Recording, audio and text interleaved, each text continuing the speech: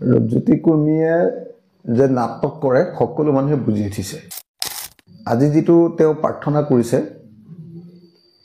সেটো প্ৰাৰ্থনা ক্ষমা খোজাৰ কাৰণে ব্যৱহাৰ নকৰে। সেটো প্ৰাৰ্থনা মৃতকৰ ঘৰত শ্ৰাদ্ধ আদিত আচলতে ব্যৱহাৰ কৰে। তেওঁ বোধহয় সেই প্ৰাৰ্থনাটো এই কাৰণেই গালে যে তেওঁলোকে গণতন্ত্ৰক হত্যা কৰিছে আৰু গণতন্ত্ৰক হত্যা কৰা বুলি সেই যেটো শ্ৰাদ্ধ গণতন্ত্ৰৰ শ্ৰাদ্ধ পাতিছে সেই শ্ৰাদ্ধ অনুষ্ঠানৰ প্ৰাৰ্থনা ৰূপে নিশ্চয় তেওঁ প্ৰাৰ্থনাটো গাইছে। সেইকাৰণে মই ভাবো যে ৰূপজ্যোতি কুৰ্মীৰ আচলতে প্ৰাৰ্থনাৰ কোনো মূল্যও নাই।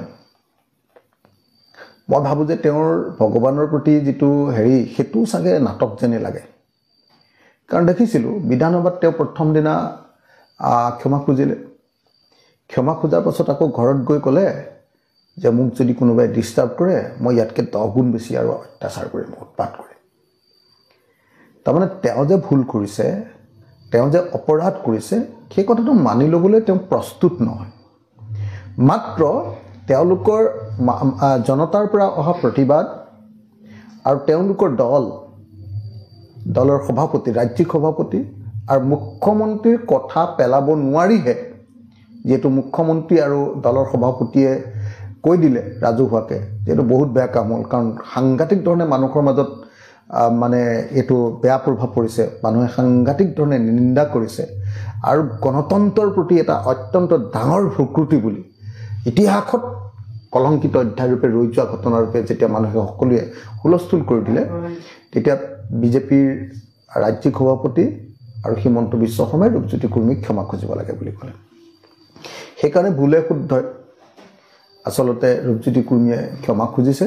কিন্তু এই ক্ষমাক আমি কেতিয়াও গ্ৰহণ কৰিব নোৱাৰোঁ, কাৰণ ৰূপজ্যোতি কুৰ্মীৰ ক্ষমা খোজাৰ কোনো অৰ্থ নাই। এই মাত্ৰ কথা এটা কৈ তাৰ পিছতে আৰু 10 গুণ বেয়া কথা কোৱাটো তেওঁৰ কাৰণে সম্ভৱ। আৰু অসমৰ মুখ্যমন্ত্ৰী ডাঙৰীয়াই এইটো ক'ত পালে মই নাজানো যে খুনা হ'লে ৰূপজ্যোতি কুৰ্মীয়ে কৈছে যে খুনা হ'লে কিবা খং বাঢ়ি যায় আৰু কিবা বেয়া শব্দ এটাই কৈছে। তেওঁ খুনা হ'লে মানে মানুহ এনেকুৱা হয় বুলি কৈছে। আৰু অসমৰ মুখ্যমন্ত্ৰীও ক'ত গম পালে যে এনেকুৱা খুনা হ'লে মানে খং বাঢ়ি যায় বুলি মুখ্যমন্ত্ৰীও প্ৰাকে প্ৰকাৰে কৈছে।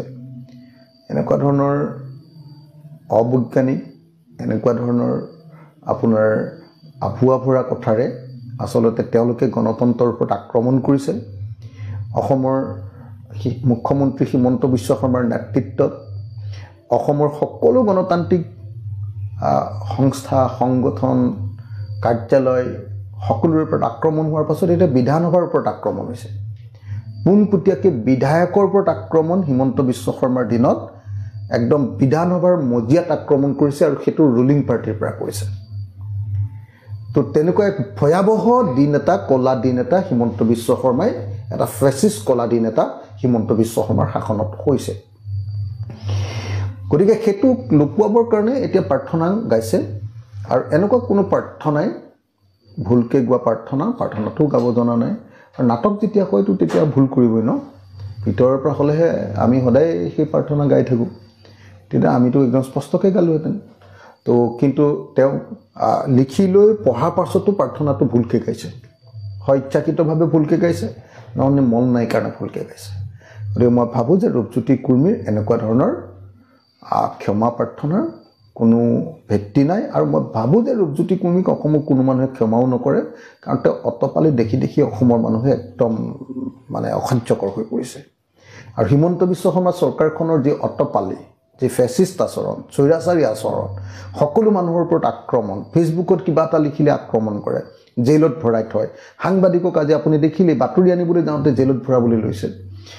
আকৌ বিধানসভাৰ ওপৰত যেতিয়া বিধায়কসকলৰ ওপৰতো আক্ৰমণ কৰিছে, অসমৰ মানুহে ক্ষমা কৰাৰ প্ৰশ্নই উঠিব নোৱাৰে। সেইকাৰণে মই ভাবোঁ যে আমি যেনে তেনে 2026ত এই বিজেপি চৰকাৰক ব্ৰহ্মপুত্ৰত দলিয়াই পেলাব লাগিব, আৰু তাৰ জৰিয়তে সমগ্ৰ অসমৰ মানুহে তাৰ কাৰণে সাজু হ'ব লাগে। বেলেগ কথা পাতি থাকি লাভ নাই। বিজেপিক আমি পৰাভূত কৰিবৰ কাৰণে সকলোৱে ঐক্যবদ্ধভাৱে কাম কৰাৰ এতিয়া সময়।